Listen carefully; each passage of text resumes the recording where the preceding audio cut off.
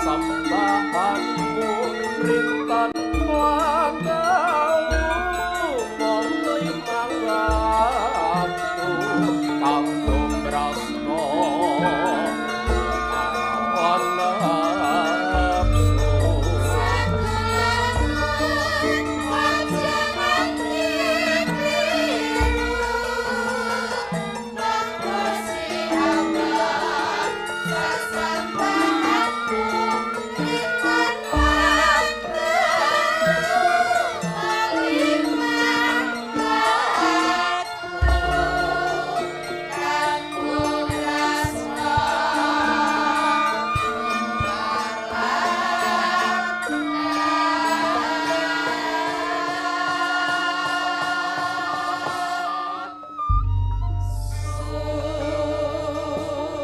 inti sarine awake dhewe ngaturake panuwun ing tanpa pepindhan marang keluarga besar DPRD Kota Kediri lan mliginipun Bapak Haji Gus Sunata. Iya. Ya sak bisa-bisa ngaturake panglipur sak gaduking nalar sak kadaring lampah ya, Mak. Kaya ngono kuwi. Mula ya kanggo gemeni wektu mumpung ora ana pelawake iki lagune iso los. Ya. Sapa sing diaturi jumeneng? Bintang tamu yang pertama yang senior pernah hit pada zamannya. Ayo. Ibu Sukesi Rahayu. Ya. Cublak suweng berdiri Bu Kesi. Oh yeah.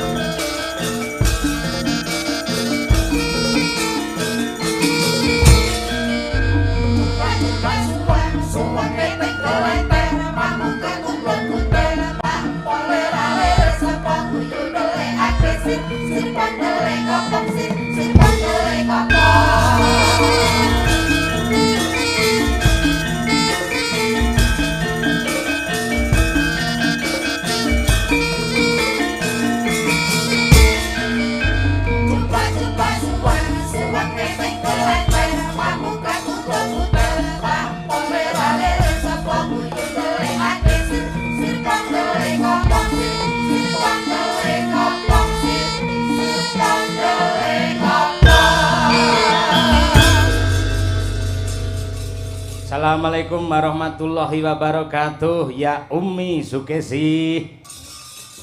Waalaikumsalam warahmatullahi wabarakatuh. Ya Abi Cahya Kuntadi.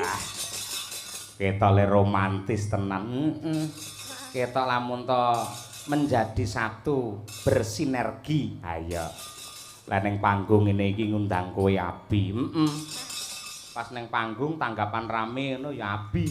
Lah pas neng omah terus sepi job ngono ya babi ngono.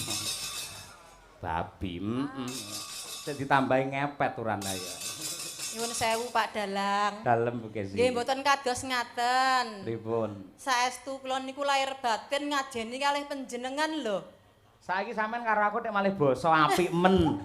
Aku seneng no lho, pancen aturane menurut agama dan juga orang Jawa. Nggih. Wong wedok karo bojo lanang iki pancen apike siji bekti, loro basa. Inggih leres. Lha sampe lek basa aja pas ning wayangan tok ngene iki. Karo pas enek tamu, lek tamu ninggali panjer no basa karo sing lanang. Ngunjuk napa Mas, dahar menapa Mas. Ning kok capo bareng tamune wis mulih langsung panjere gorene kek. Itu nggak boleh seperti itu. Ya ora to Pakmu. Ora ya Bu. Ya ora. Aku tenanan iki karo sampean menghormati. Aku medhun apa ning dhuwur? Dono apa ning dhuwur? Ning dhuwur wae ora apa-apa. Nyata aku penak ae ning dhuwur kok karo sampean. Masyaallah, astagfirullahaladzim. Maksudku iku mantu kaji kaya ngono. nggih, intinipun tetap bagaimanapun juga posisi seorang istri itu harus selalu melayani suami. Betul. Dalam kondisi apapun, misalnya bojone kuwi lagi kesel, lagi sayah, lagi ngelak, lagi napa nggih istilahnya? Nyuwun daharan kula nggih siap-siap. Dadi ora sak kecap rong kecap langsung begitu panjenengan ngersakaken lak ngoten to. Pamane aku kepengin mangan sego pecel, piye? Nggih langsung kula pendhetke. Monggo daharanipun pecel. Ah iya, lah aku terus bar mangan sego pecel pengen banyu putih. Nggih langsung kula pendhetaken menika unjukanipun sak gelas sithik wae rasa akeh-akeh. Men ngerokok enak aku njaluk teh. Ya langsung tak gekne teh. Men entuk gizi upamane aku njaluk susu. Ya langsung tak lerke. Tegese susune panas diler ning lepek ya. Oh iya. Ben. Masuk. Ayo. Nggih. Nyun sewu Pak Dalang. Dalem nggih. Saderengipun nembang kula badhe matur. Nggih. Ingkang sepisan matur nuwun sanget dumateng keluarga besar DPRD Kota Kediri khususipun Bapak Haji Gus Sunoto. Haji Gus Sunoto ingkang piyayinipun gagah gedhe dhuwur ireng kados Raden kados Prabu Kresna ingkang brengosipun nyelirit ning dhuwur nuwun sewu nggih Pak. Menika lan sedaya naminipun Gus Sunoto utawi Bapak Sugiono menika. Bapak Sugiono. Udu ngawur manut ae kowe iki ora. Iya kuwi panjenengane iki tresna karo budaya tiada hari tanpa wayang lan mau kepareng-paring dawuh saya adalah salah satu penggemar Ibu Sukesi Rahayu lho. Oh nggih. Demi Allah picek to tenan. Pak, napa nggih Pak panjenengan penggemar kula Pak? Lek panjenengan penggemar kula nyata penggemar kula monggo jenengan mriki. Tindak teng panggung duet nembang kalih kula. Tenang kula mboten nakal Pak, saestu. Mas Cahya menika pun sampun kutuk. Ha iya. Dadi lek teng panggung ngeten iki kula bebas. Monggo Pak. Kediri ya wisan. Ha iya kutuk. Panjenenganipun nadyanto nembe gerah watuk nggih to. Ning mergo tresnane karo budaya lan uga tanggung jawab yang sangat luar biasa, parandene kepareng rawuh. Lho, elok kepareng nenggani nggih. Alhamdulillah. Dadi upami kersa ya wis matur nuwun, ewadene panjenengan kok ngersakake jenak pinarak wae, kula nggih mboten wani meksa wong nyatanipun gerah. Bukesi ingkang wenang Murbawasesa sampean sing langsung ngadu arep. Ayo. Nggih. Nggih kula badhe matur nuwune dereng rampung. Matur nuwun pertama dumateng keluarga besar DPRD Kota Kediri lan sedaya panitia penyelenggara pagelaran wayang kulit. Awet dalu niki kula sak kanca-kanca lan bojo kula sampun dipun percaya menghibur masyarakat Kota Kediri mriki. Nggih. Bapak-bapak DPR awet saking kesainan panjenengan nanggap wayang menika dados barokah kangge kula lan kanca-kanca pikantuk rejeki. Pramila kula nderek ndedonga mugi-mugi keluarga besar DPRD Kota Kediri tansah pinaringan katentreman lair batin. Amin. Murah rezekinipun lan kuat anggenipun ngemban masyarakat ing Kota Kediri. Amin. Ngoten. Lan sampun kesupen Pak. Tahun ngajeng menawi tambah rezekinipun nanggap wayang malih nggih Pak. Amin. Matur nuwun. Ya muga-muga didongakake wae Bu Kesi, Nggih. Bapak Haji Gus Sunoto khususe lan sedaya para anggota dewan ingkang lenggah ning kene tetep dipercaya mengemban amanah rakyat Kota Kediri, ngono. Nggih Pak Dalang. Dalam rangka penyelenggaraan hubungan masyarakat, fasilitasi komunikasi lembaga legislatif dengan masyarakat, mula ki mujudake silaturahim untuk menjaga keakraban dan saling sinergi antara anggota dewan dan juga masyarakat Kota Kediri, Bu Kesi. Nggih Pak Dalang, luar biasa dalu niki ndelalah wau dipun paringi udan sekedap riwis-riwis ning sakniki sampun terang lan dadosaken ademing suasana. Nah, ketitik niki wau ingkang sami mirsani ugi kathah bapak-bapak wonten mriku. Nadyan dadak lho ki Bu Kesi ya. Nggih. Ning pamane sore mau udan ki awake dhewe mulane lek bar salat ngisak lek ndonga sing kompak. Janjane manut apa kuwi perkira aku bengi iki jane ora udan Bu Kesi. Sebabe apa kok udan lek ndonga karo sampean lek ora kompak.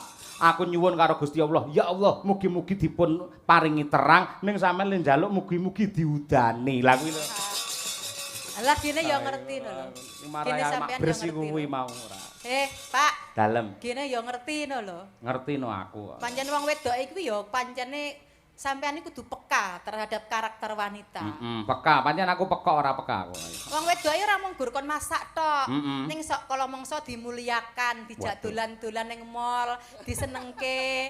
Terus umpama lek wis mantan lawas ngene iki ya aja sombong-sombong. Piye to aku kurang waktu.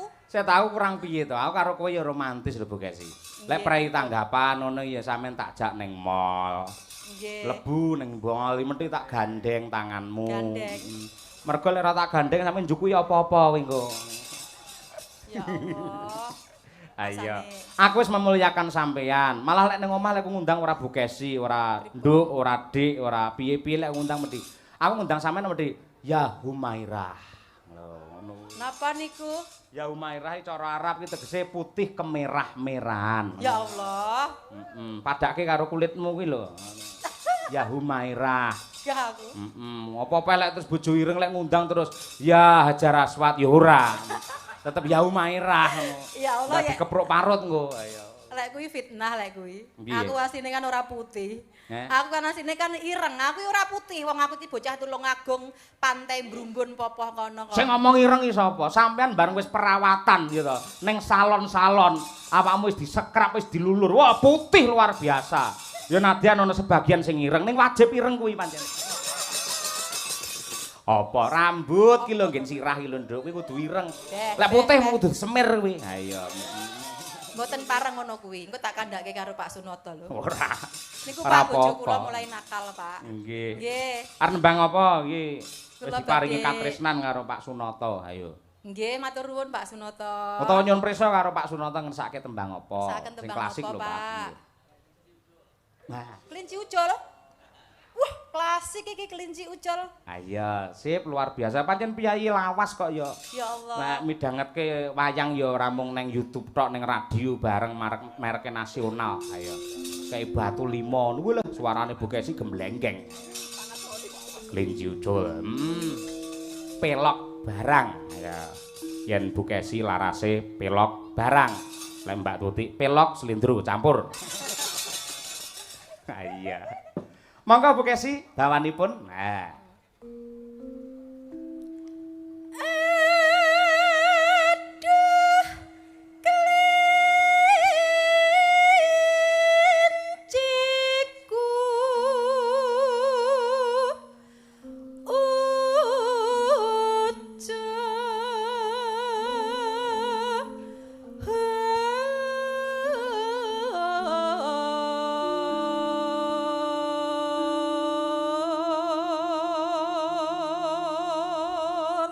Monggo Bapak Haji Gus Sunoto lan sedaya para pepunden Bapak Ibu anggota dewan sugeng laras mugi-mugi saged kangge jampine saya. Ya. Matur nuwun Bapak Sunoto. Pripun Bapak swanten kula? Senadyan pun manak papat tasik sae mboten Bapak.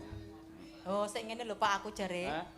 Ngendikane Pak Sunoto suaraku jek ngene wae. Ora mung Pak Sunoto aku barang ya ngene suaramu. Tenane. Terus ngene bar kuwi. Ning sampean karo aku senadyan to wis kaya lemu jebrot kaya ngene iki apa ya sik cinta, Pak? Jek Aku sayang kaya mbiyen. ora mung aku tok, angger wong lanang ngger takoni bojo, "Piye Pak awak aku kelemon ora?" Jawab kuwi bingung aku, tenan. Ora mung aku tok, kabeh piye kakung takoni bojo kene, "Piye Pak awakku wis kelemon apa ora?" Ki jawab piye mesti salah. Lek jujur kelemon, oh mancen ya manake papat ngono njaluk ramping terus, wis salah. Lek omong, saiki ramping kok Bu ora kelemon. Alah fitnah ngapusi senajan ngapusi karo bojo, ora enek penere nduk. Dadi pamane bojo kok takon, "Piye Pak, aku kelemon apa ora?" Langsung nyumet rokok diakep ngene wis. Ayo. Ngono beres saya. Tenan lho ya, sampean walaupun aku kaya ngene tetap cinta lho ya. Oh, cinta. Jangan menduakan aku ya, Pak. Tidak mendua, namun mentiga.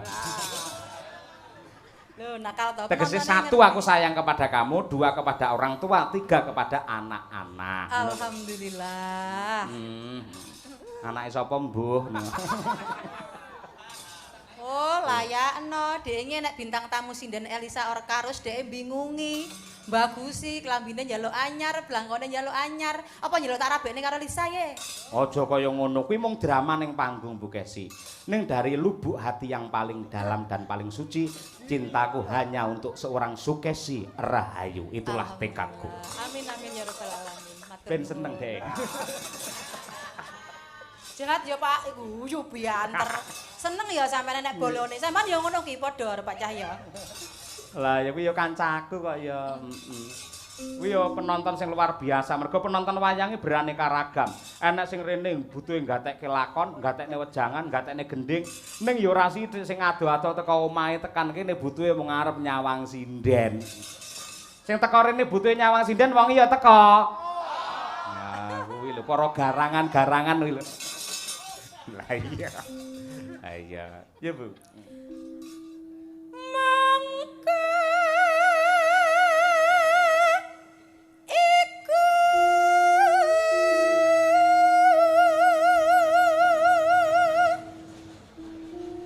dadi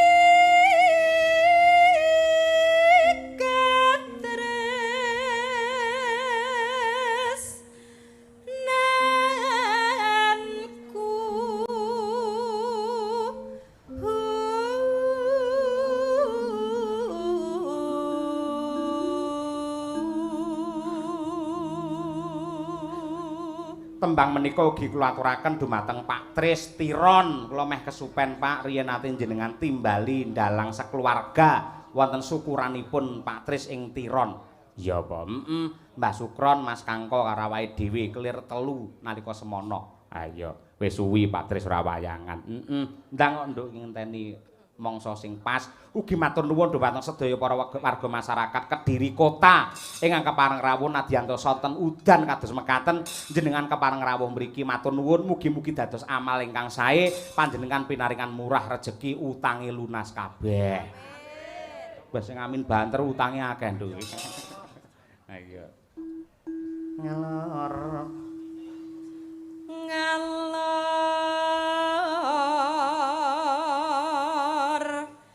ngidul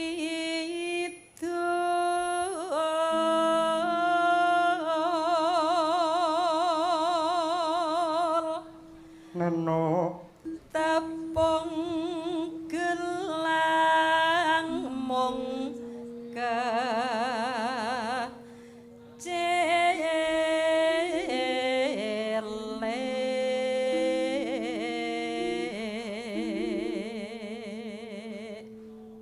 nonano saiba bunga rasaku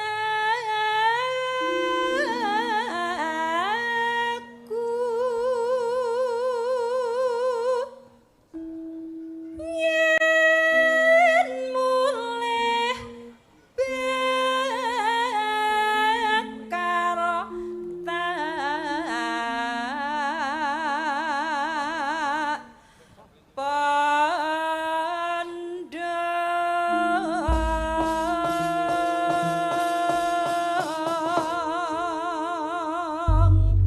lan ugi matur nuwun kejawi dalu menika dipun siaraken lumantar YouTube Kuntadi Channel ugi dipun giaraken langsung lumantar Ndoho TV Kediri.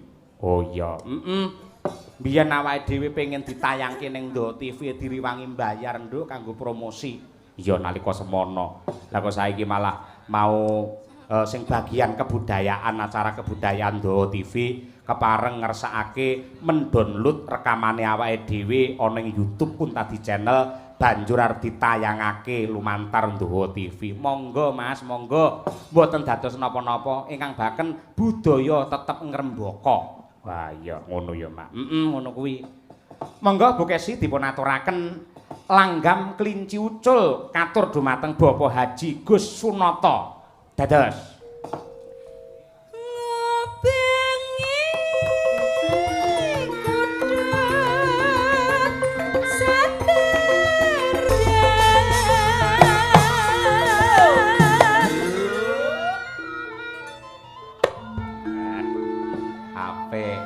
digoleki nganti temu gelang paribasane jebule ketemune malah ana kandang.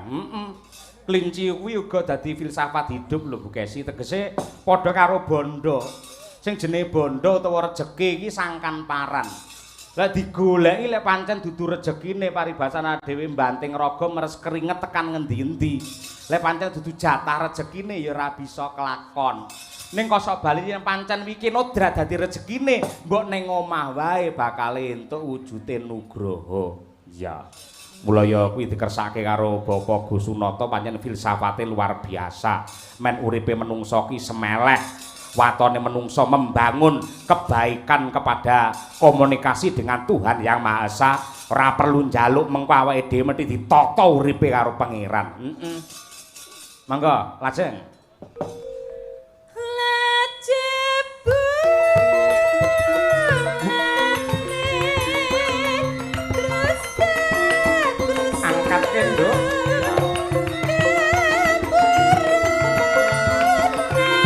paburu nafsu.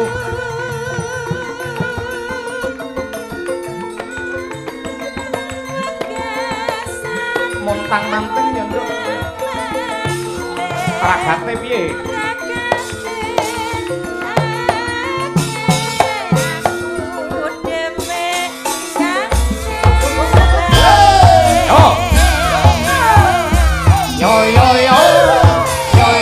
Selamat sukses DPRD Kota Kediri yang tercinta.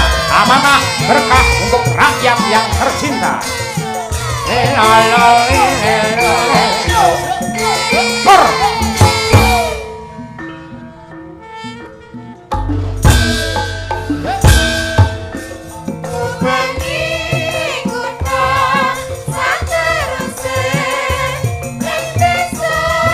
Neng desa-desa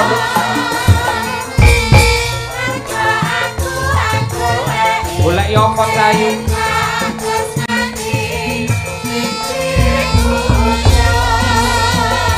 harap lunga ning endi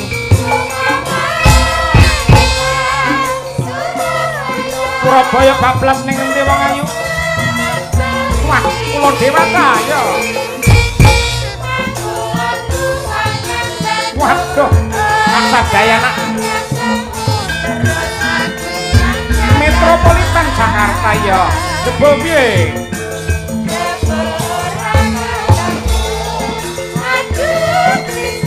aja beda ya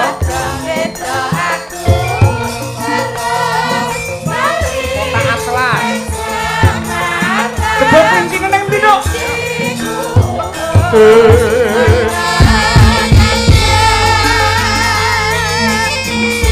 oh meneng ewe ngomong ora seneng ora tau ndalang ngomong lho men gumyak men semangat men sigrak kok ya yo Cik lu ganggu lho wis sampean iki oh aku gayengke kok ganggu piye ora ayo yuk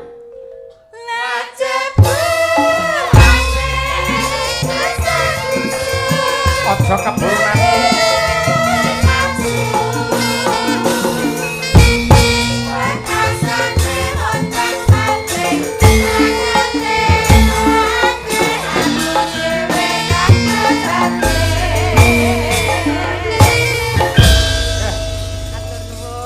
matur sembah nuwun dan Bu Kesi kuwi nek cak cilik nek wedok turan kendel ning kono ki sapa Bu Kesi ya Allah ket mau lho mirsani jenengan ket sore mau lho Pak ayo iki kok cilik aku mbiyen nalika aku nonton wayang mesti ngene iki oh kuwi rada putih lek kuwi sampean kan rada ireng mbiyen yo aku ya meh mirip kaya dheke aku mirip kaya iki Nduk asmane sapa Nduk ya Allah cah wedok kok ndelok wayang biasanya langka lho cah wedok ndelok wayang iki biasane cah lanang-lanang cilik-cilik kok sampean kewendel jenengmu sapa kan ngadeg karo Bu Kesi tak sangoni engko nyelemi ke ayo kok wedi ditakoni namine sinten Nduk Yeni Yeni Arama kelas pinten Kelas 6 kelas 6 SD SD pundi SMP 2 kok nah iki tak takoni Bu Kesi penasaran iki lho ket sore malah nyelemi ke kene kok iso nonton wayang sebabe pengen piye Nduk pengen piye marai piye kok iso seneng wayang guru wayang lho Nduk ayo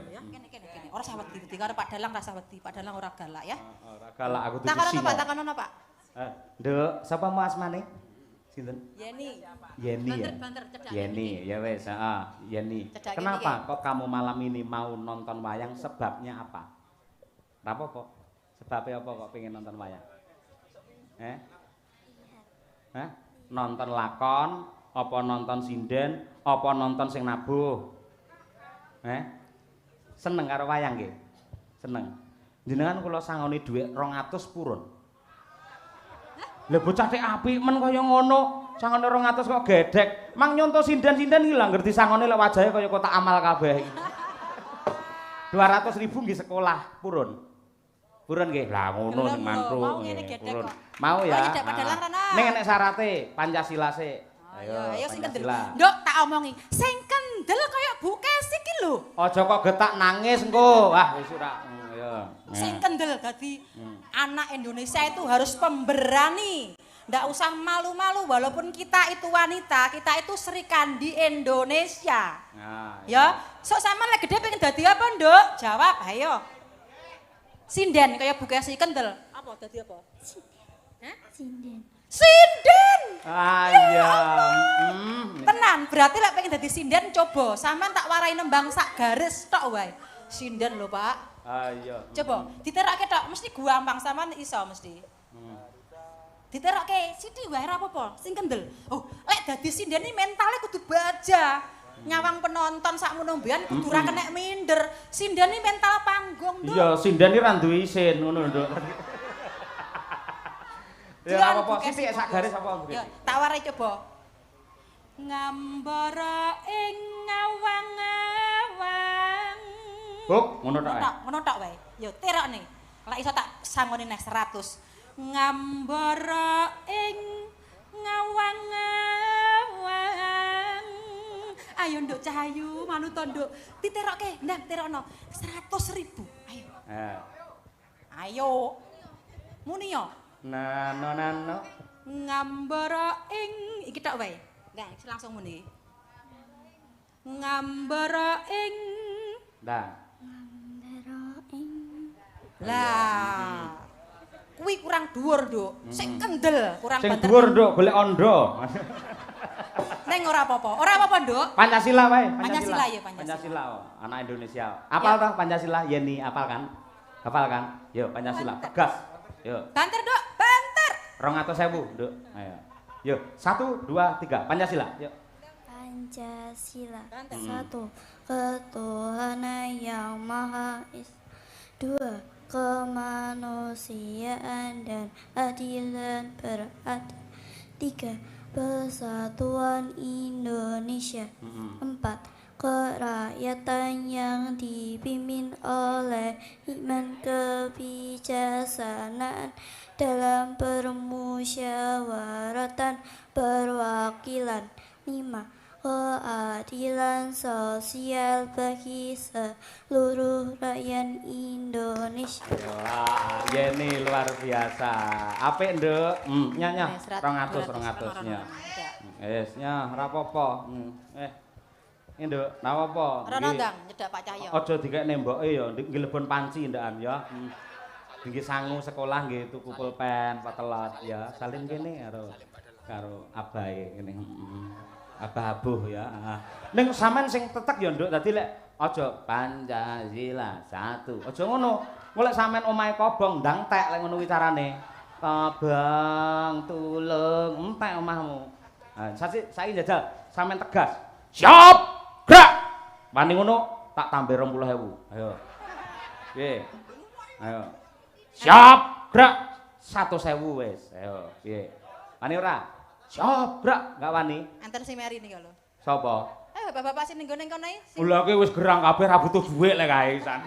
Lho enten lho, sing payune ompong, ketune ireng, rambutnya gundul. Lah kuwi ket mau rumah saku tak sawang jenengan kok mentelengi sinden wae to, Pak. Lah kalau sing ngacung. Lho karo bayangne karo mikir kok ya. Ya Nduk, ya ni matur nuwun ya Nduk. Nggih, luar biasa. Jenengan nggih ajeng Pancasila, Pak. Jenengan. Lek kersa 100.000 mboten napa-napa. Lumayan lho Pak, nggih wedangan kalih golek pecel tumpang. Ayo. Nggih. Enggak Pak, jenengan Pak. Ayo. Mumpun, mboten purun. Oh ya. Saya matur nuwun lek wong sepuh lek nganti kleru kan izin. Ayo. Lek bocah lek ra masalah. Terima kasih Bu Kesi wis ngaturake iki mau ya kuwi kelinci ucul katur dumateng Bapak Haji Gus Sunata. Ya. Saiki ganti bintang tamu yang kedua. Ditanjakake ya. Arum Bali Ibu Umi Hafifah. Wah, Ibu ya. Oke, dadah Mas.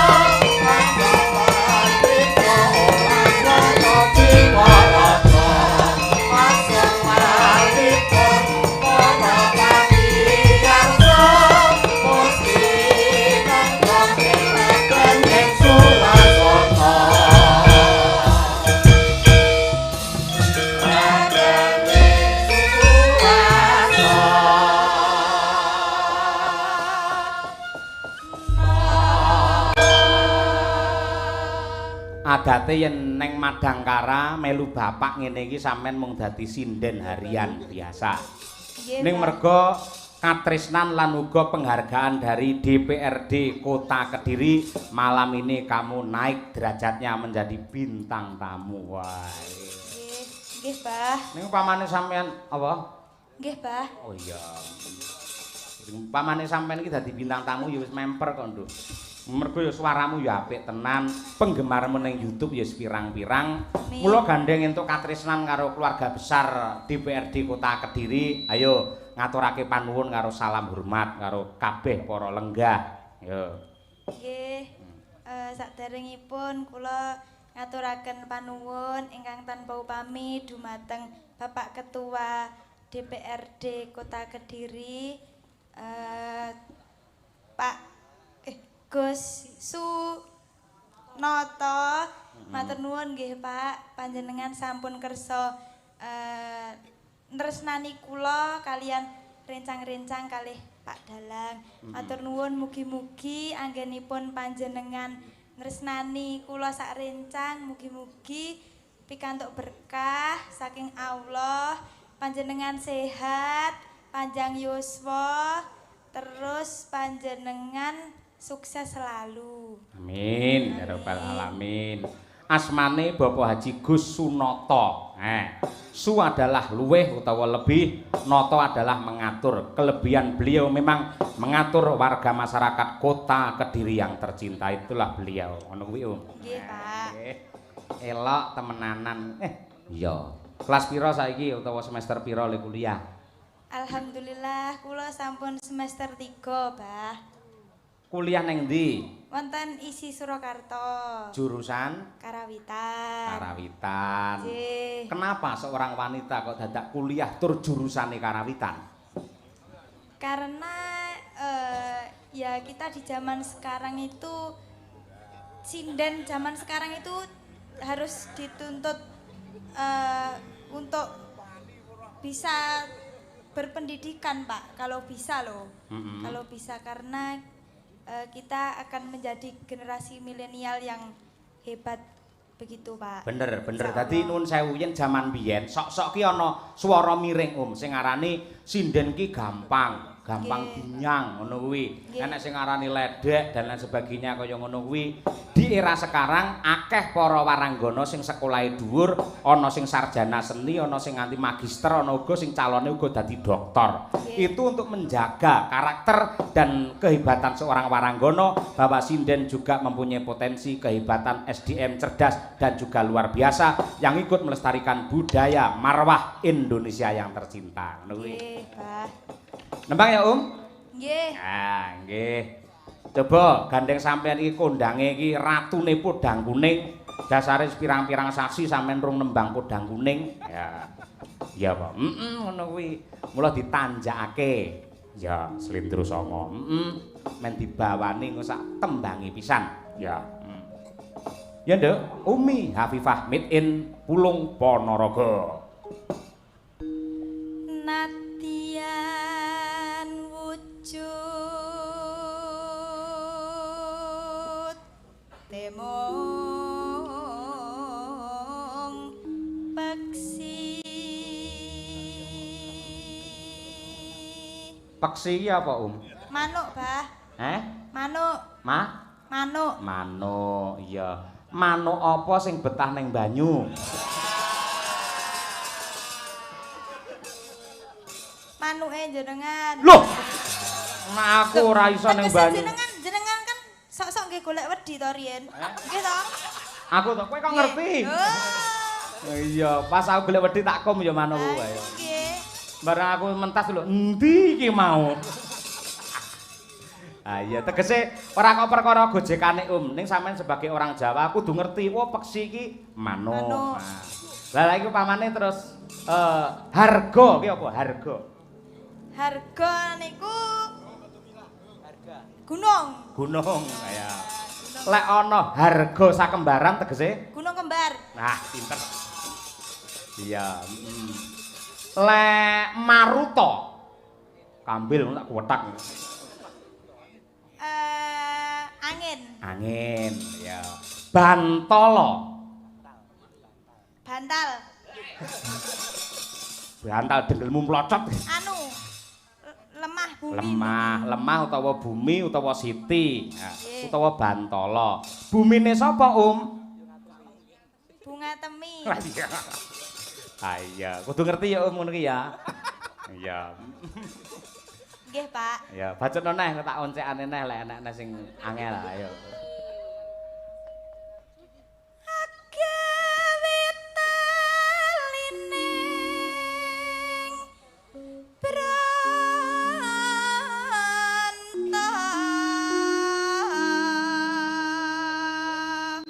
Bronto apa?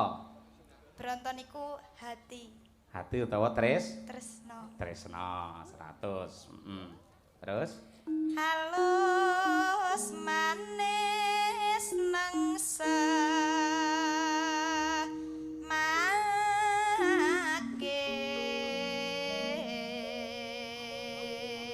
Neng semake apa?